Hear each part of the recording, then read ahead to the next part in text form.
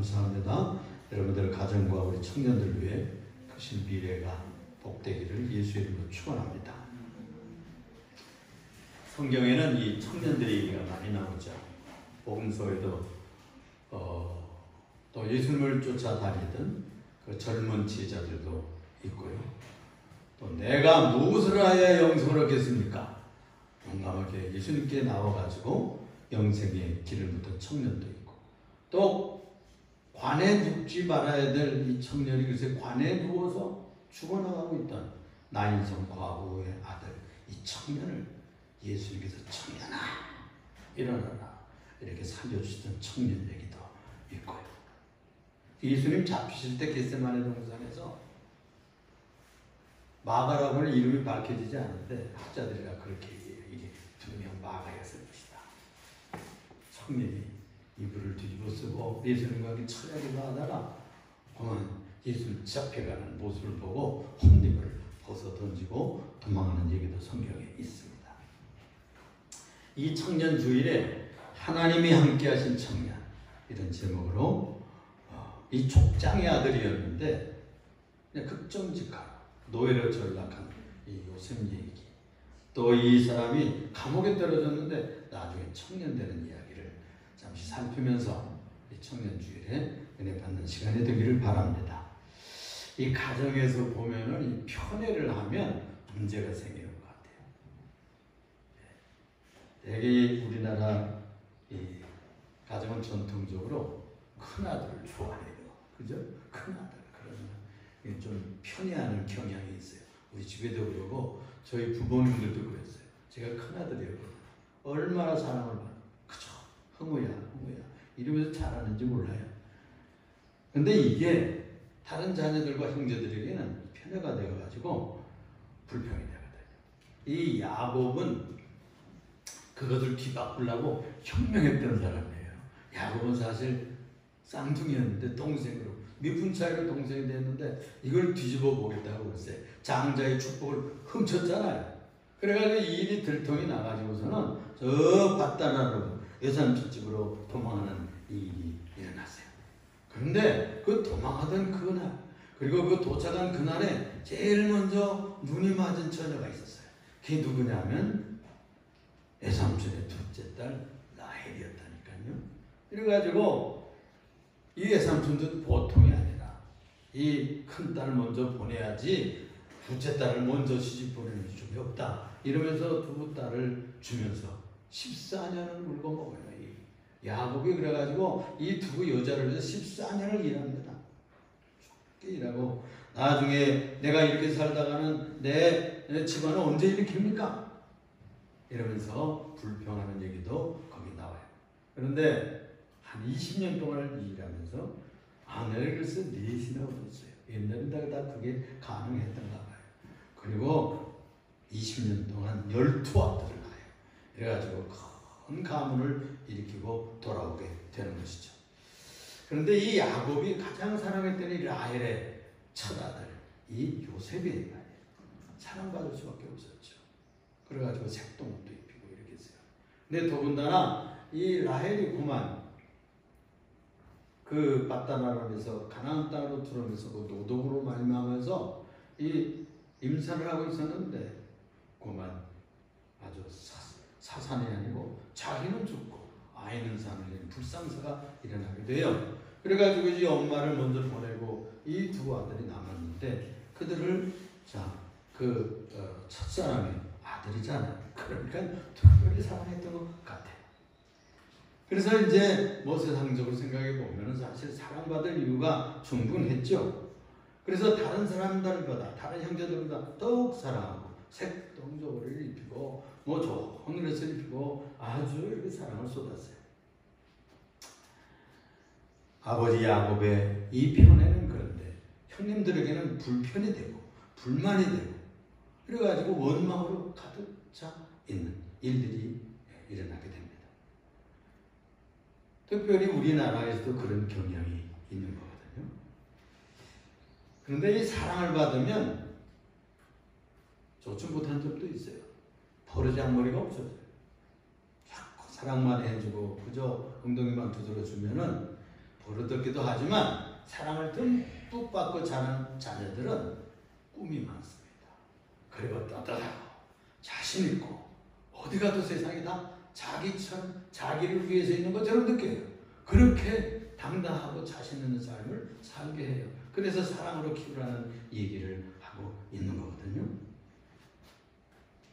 그래서 그런지 이 요셉이 꿈을 잘 꿨잖아요. 지금 말로 말하면 비전을 품는 젊은이였다 그런 말이에요. 그런 청소년이 됐습니다. 한 번은 꿈을 꿨는데 글쎄 그런 생각을 많이 했는지 하나님께서 계시의 꿈을 줬어요. 자기단을 향해서 그냥 형님들의 단들이 꾸벅꾸벅 절하는 꿈을 꿨어요. 이걸 자기만 알고 있었으면 좋았는데 글쎄 또 형님들한테 또 까발려 얘기를 했네요.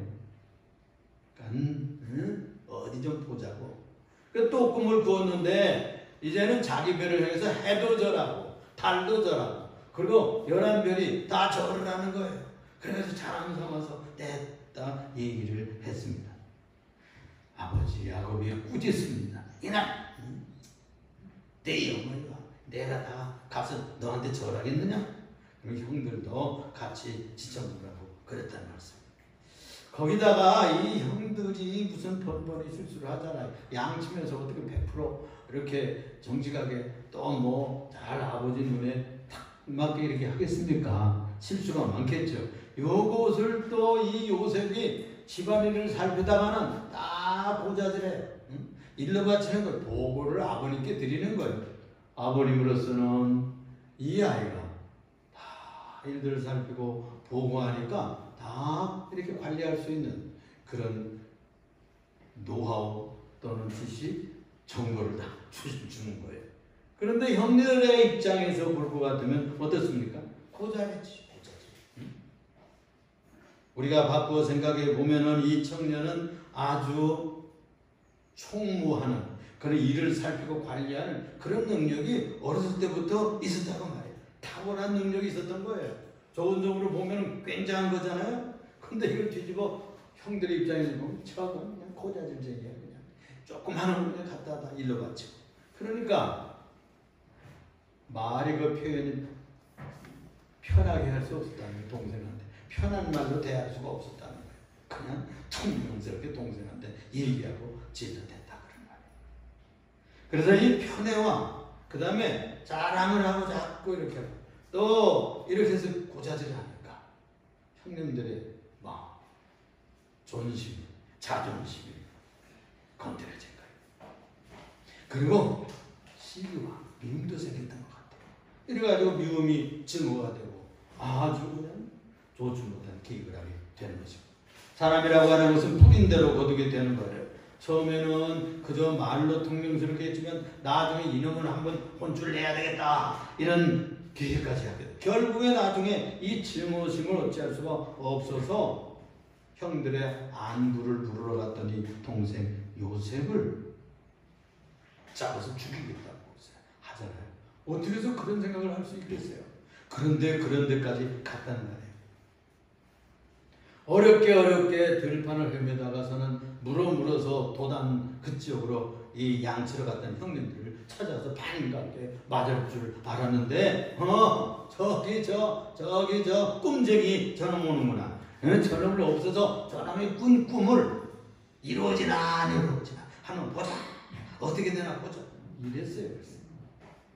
형들이 자기를 안부를 물으러 왔잖아요. 또 뭘 먹을 것을 짊어지고 왔잖아요. 이런 아이를 잡아서 벗겨가지고 구덩이에다가 던져버렸습니다. 그러니까 이 편애와 또 불만과 이런 것들이 미움으로 커가면 이것을 해소해주지 않는 가정에서 문제가 생깁니다. 형제간의 문제가 온다는 것을 알 수가 있습니다. 큰 형이 그래도 나아요. 큰 형이. 형만한 동생이 없다. 그런 얘기도 또 우리 옛날 얘기가 있어요. 그런데 이 큰형 루벤이 그런 짓하지 말라고. 그래가지고 뭐 온 형제들이 가지고 그냥 벗겨가지고 구덩이에 던지니까 이 큰형 루벤이 그걸 살려보려고 어떻게 들어가다. 잠시 비온 사이에 글쎄 무슨 일이 일어났습니까? 저 멀리서 이스마엘 대상들이 지나가는 거예요. 무역하는. 향료를 팔고 뭐 이렇게 중동 아시아에 있는 것들을 저 이집트에 가다 파는 거예요. 그런 대상을 만나게 되는 겁니다. 그래서 유다가 이렇게 꼬이는 거예요. 야야야, 우리 형제들한테 형제의 피를 흔들 우리들에게 무슨 유익이 있겠냐? 팔아먹자. 응? 그리고 죽었다고 이렇게 아버지한테 얘기하자고 이렇게 하고서는 팔아먹어버립니다. 글쎄요.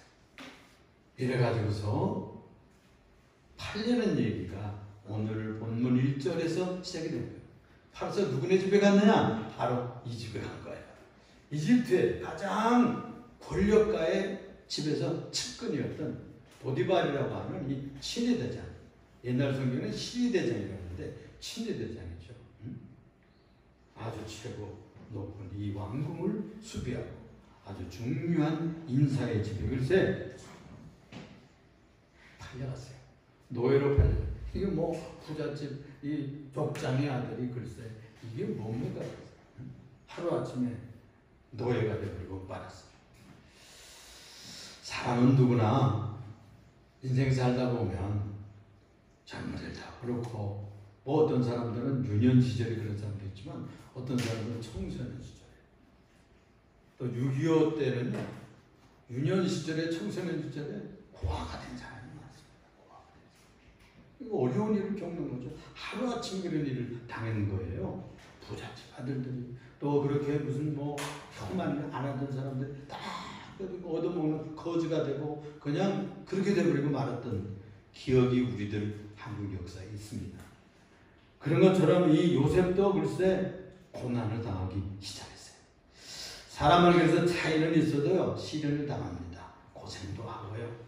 그런데 이 시련이라는 것을 고통이라는 것을 잘 멋지게 만들어가면 멋있는 인생을 만드는 사람이 있는 거죠. 그래서 그것을 잘 관리하지 못하면 주저앉아 버리면은 훌륭한 사람이 못 돼요. 그래서 성공했다는 말을 못 듣고 출세와 성장하고 성숙했다는 인간의 평가를 받지 못하는 것이죠. 그래서 이 역경을 잘 그래도 견뎌내고 이걸 잘 어떻게 극복해내느냐 또 적응해내느냐 여기에 따라서 달라지는 것이죠. 다 얘기 들어보면은 다 인생살이라고 하는 것이 그렇게 행복하지만 않은 거예요.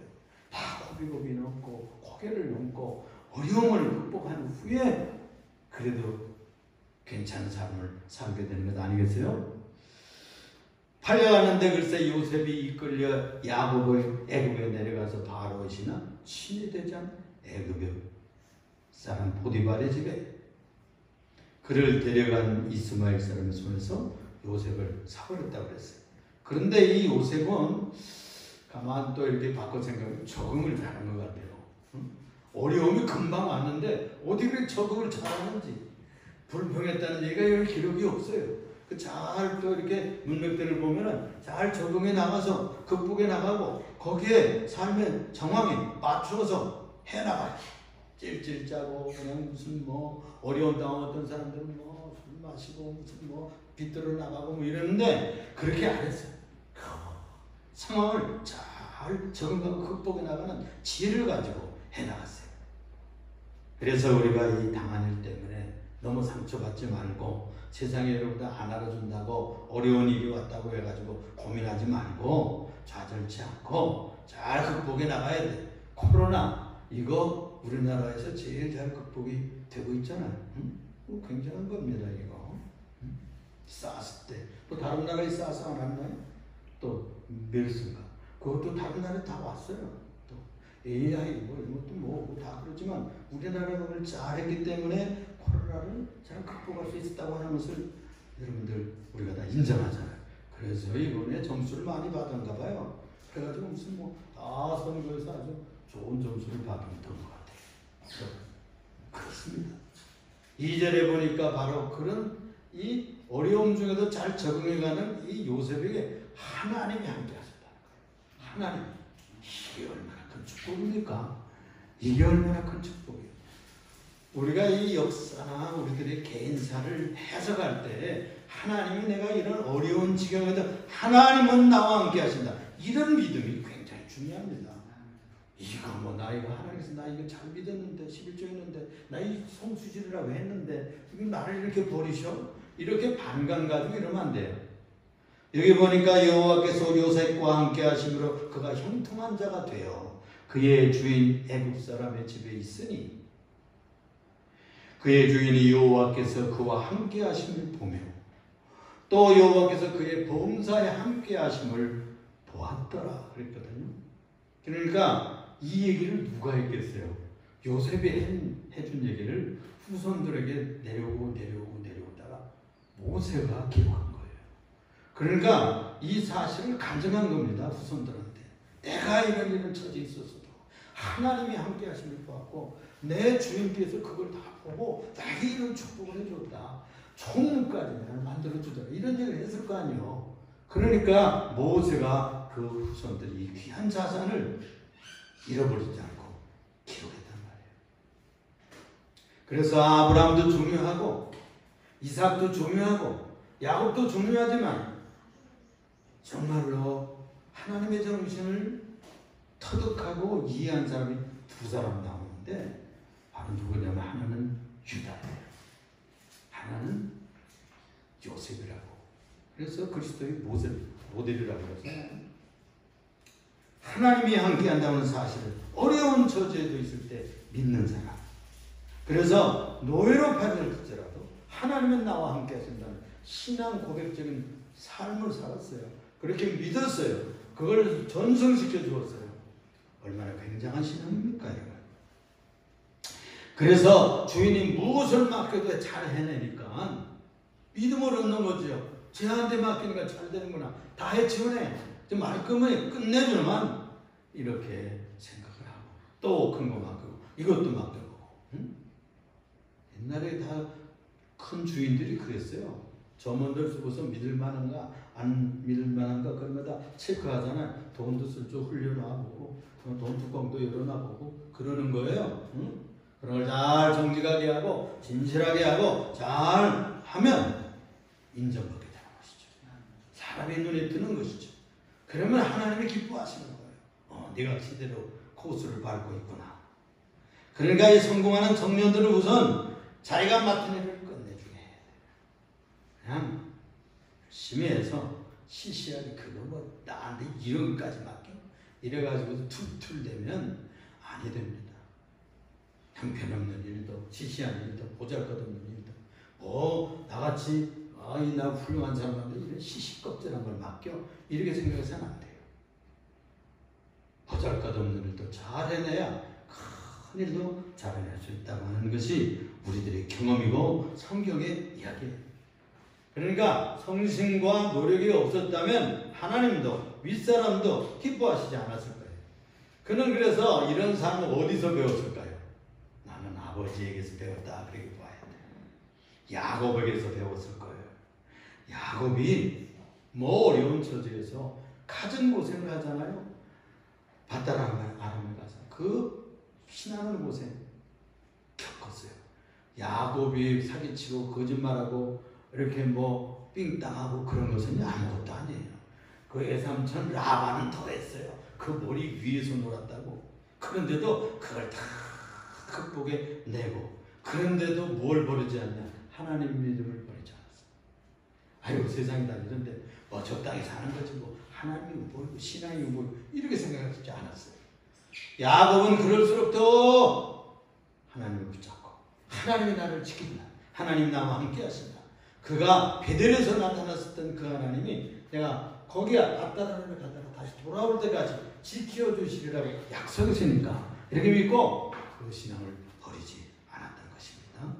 그래서 이 상황이 바뀌고 사정이 달라져도 조건이 좀 안 돼도 경외심을 포기치 않았어요. 이것은 분명히 아버지의 신앙에서 배웠다고 저는 믿습니다. 이렇게 하나님을 경외하는 기본 신앙이 되면 이런 잡다한 일, 조금 적은 일, 어려운 일, 세상 시시껍질한 일들 잘 이겨나갈 수가 있어요. 그런데 그 신앙을 잃어버리고 기본을 잃어버리면 우리 청년 신자들은 흔들립니다.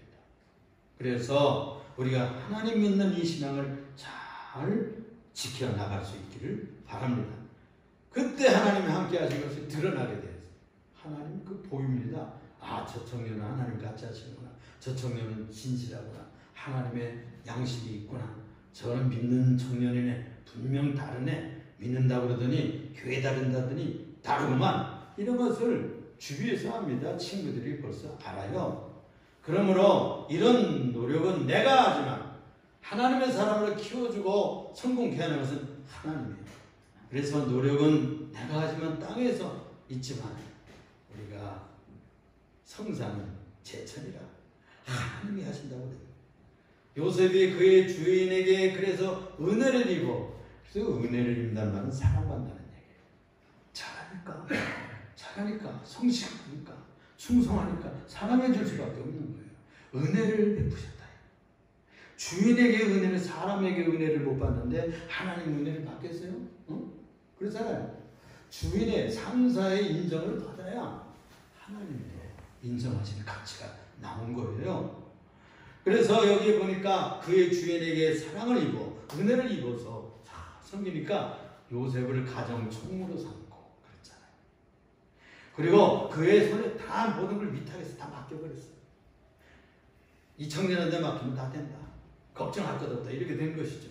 그가 요셉에게 자기의 집과 그의 모든 소유물을 주관하게 한 해부터 그때부터 잘 되는 거예요. 복이 내리는 거예요. 하늘의 복이 내리는 거예요. 그래가지고 그의 집과 밭에 있는 것까지 그의 모든 소유에 미친지라 영향력이 있었다. 미쳤어요. 하나님 은혜의 영향력이 있었어요. 여러분들 한 분이 가면 믿는 청년이 한 분 어디 직장에 가고 무엇을 맡았다 하면 그 영향력이 있어요. 좋은 영향력이 미치면 승진합니다. 승진해요. 작년인가 내가 한 번 얘기했는데 어떤 노인이 길 출근하는데 쓰러졌어요. 그러니까 이 청년이 이제 달려가가지고 보니까 그냥 뭐 어떻게 코피를 쏟고 막 이러시는 거예요. 그러니까 그걸 수습을 해서 다른 청년들은 다 그냥 자기 출근하니까 가는데 이 청년이 그 노인을 잘 해서 이렇게 해가지고서는 야구도 하나 사드리고 이래서 수습을 했어요. 어르신 저는 또 출근했는데 가야 되겠습니다. 어떻게 해서 집으로 잘 돌아가십시오. 아니 청년 직장이 어딘고 집이 어디야? 아니 뭐 모르셔도 돼. 아니야. 직장이 어디지? KBS. KBS? 내가 KBS 출신인데. 그래가지고서 물어가지고 당장 전화를 하던가 아무개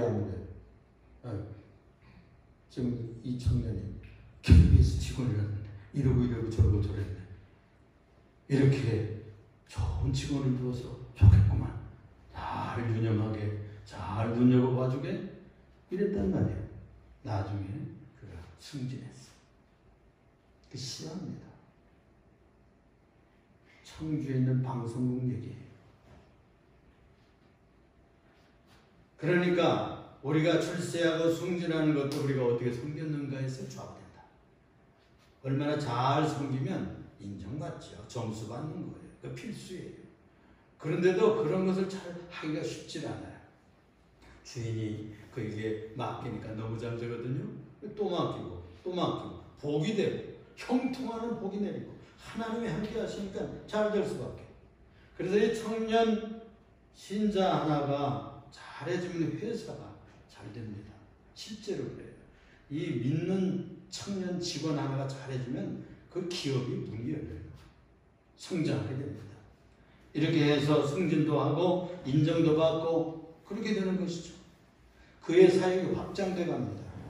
무시되지 않습니다. 인정받게 되면 점수 받아요.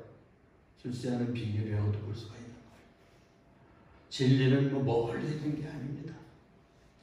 6절에 보니까 주인이 그의 소유를 다 요셉의 손에 맡겼어요.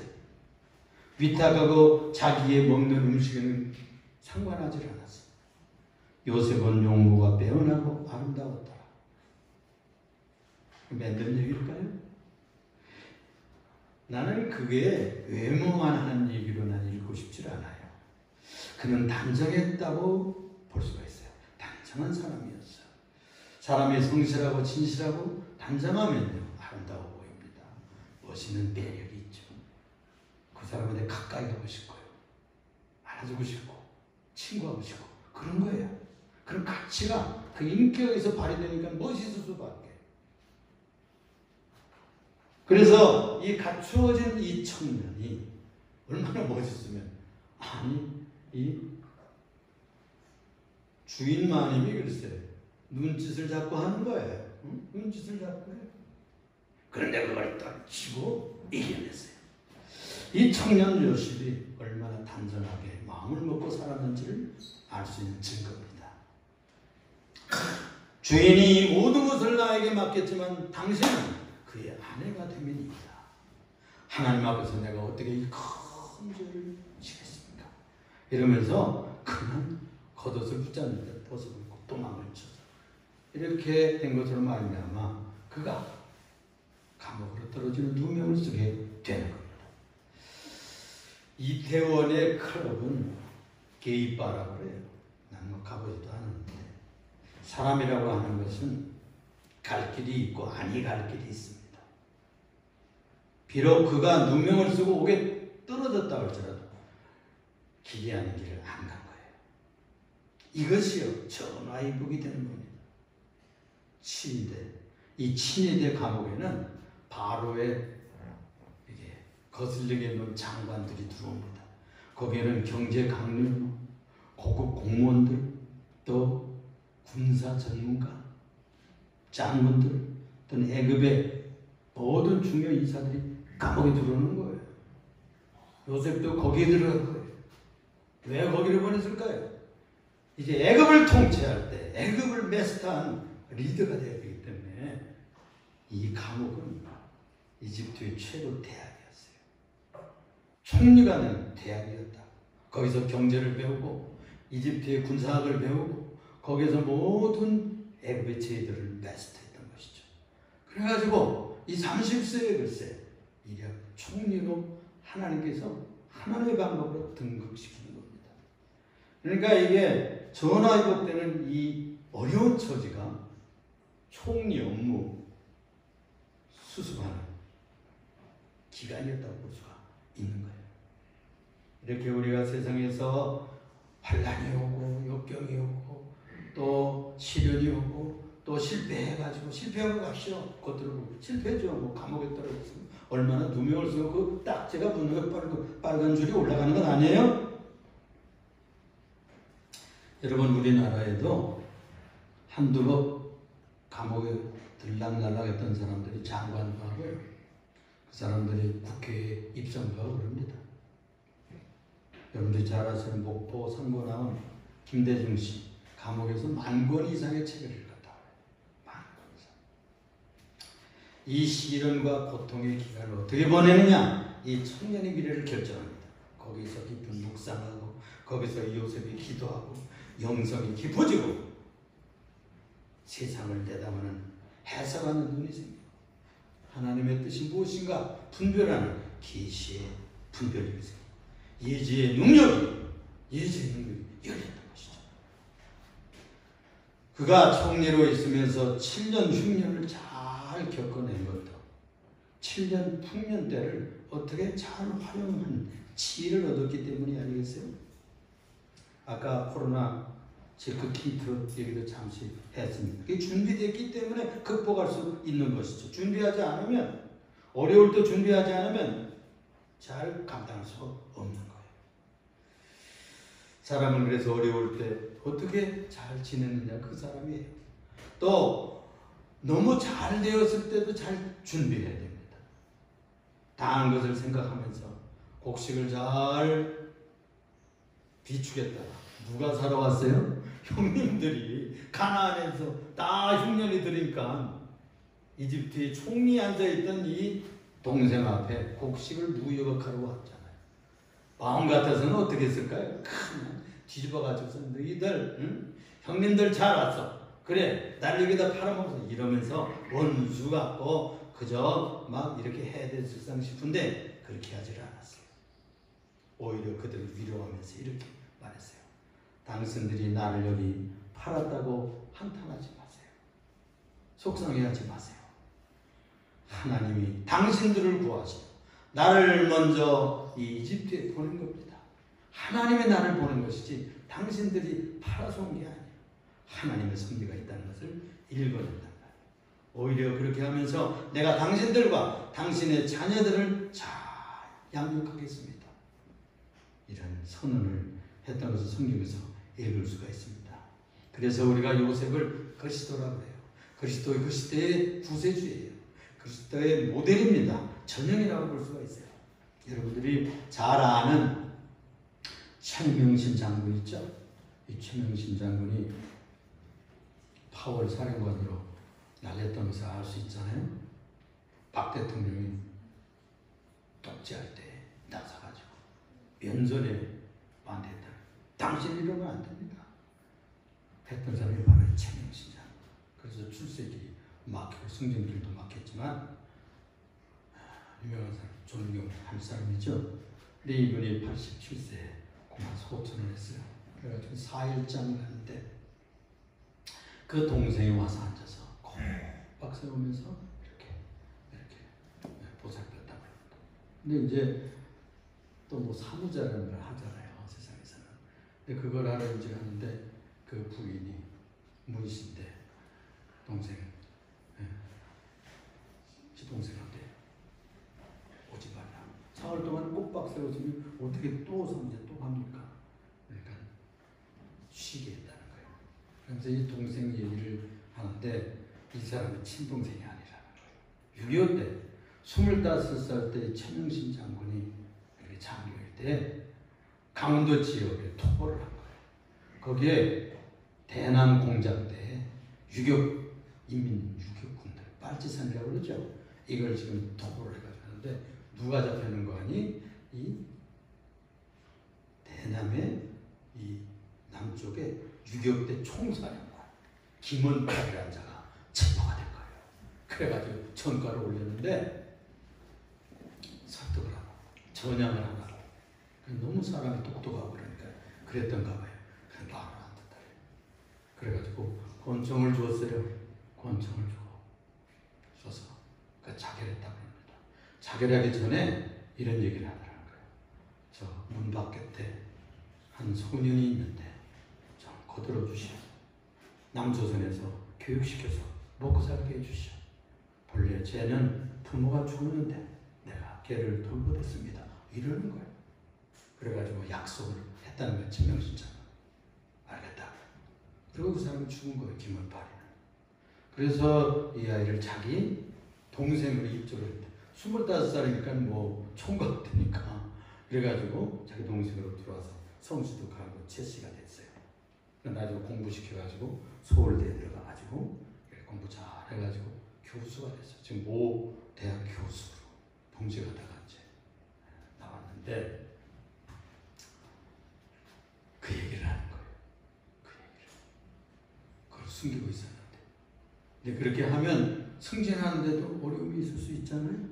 그런데도 불구하고 이 청년 하나를 잘 키웠다는 거. 그것도 적장히 부탁하는. 그러면서 김원팔이를 때때로 칭찬하고 그건 적장이지만 남자였다. 참 멋있는 남자였다. 이랬다는 거예요. 그러면서 그에게 약속했다는 그 약속을 잘 지켰다는 겁니다. 그러니까 이 청년 하나를 잘 키운다고 하는 것은 얼마나 귀한 것입니까?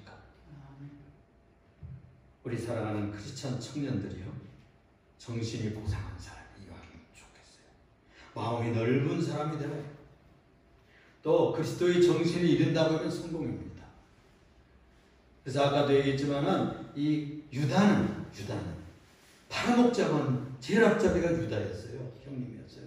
그런데 나중에 자기 동생을 그걸 회개시키려고 요셉이 막내를 가두었잖아요. 그런데 그냥 호소를 하는 거예요. 총리인 이 이집트 총리한테 엎드려가지고 눈물 흘려 호소를 하는 거예요. 이 아이가 가지 않으면 우리 아비가 서울에 내려가면 지옥으로 떨어지는 겁니다. 죽는 겁니다. 돌아가시는 겁니다. 그러하오니 이 아이는 그 아버지와 그 하나는 없어지고 하나 남은 이 아들인데 그 생명이 그 아들과 결탁되었습니다. 묶여 있습니다. 이 아이 여기 지금 이거 안 되는 거예요. 죽습니다. 만약 안 되려면 내가 책임지기로 했습니다. 차라리 나를 가두시고 이 아이를 보내주세요. 이 얘기를 듣고 요셉이 참지를 못하고 통곡을 하면서 그 다음에 자기가 바로 요셉이라 하는 것을 뽀록냈어요. 발표하는 얘기가 그때 일어나잖아요. 그렇습니다. 여러분, 사람이라고 하는 것은 그리스도의 정신에 이르는 성공입니다. 가룟 유다는 자기 동생으로서 옛날엔 죄지었죠. 우리가 다 죄짓던 사람이잖아요. 그런데 동생을 위해서 희생하기를 작정했어요. 그래서 그 유다 가문에서 다윗이 나오고 다윗의 후손에서 그리스도가 나와요. 요셉의 후손에서 왕들이 북왕국에 계속 나와요. 그런 겁니다, 여러분. 누구의 정신으로 사느냐, 그런 것이 중요한 것이에요. 이사야서 32장 8절 보니까 존귀한 자는 존귀한 일을 계획하나니, 그래서 존귀한 자는 존귀한 일을 계획한대요. 그는 항상 존귀한 일에 서리라 그랬어요. 고상하고 가치 있는 일에 인생을 투자하세요. 그러므로 하늘에 계신 너희 아버지 온전하신 같이 너희도 온전하게 살아라. 이것이 제자들에게 가르친 그 산상수훈의 결말입니다. 온전하고 퍼펙트한 사람이 되려고 노력해라. 이것이 예수님의 요청이에요. 오늘 청년주의를 맞이해서 나도 그렇게 잘 못 살았는데 그렇게 살았었으면 얼마나 좋겠어요. 또 우리들의 후손들과 우리 청년들 그렇게 살아 주었으면 해서 이런 말씀을 부탁합니다. 기도하십시오. 사랑이 많으시고 은혜가 풍성하신 주님 감사합니다.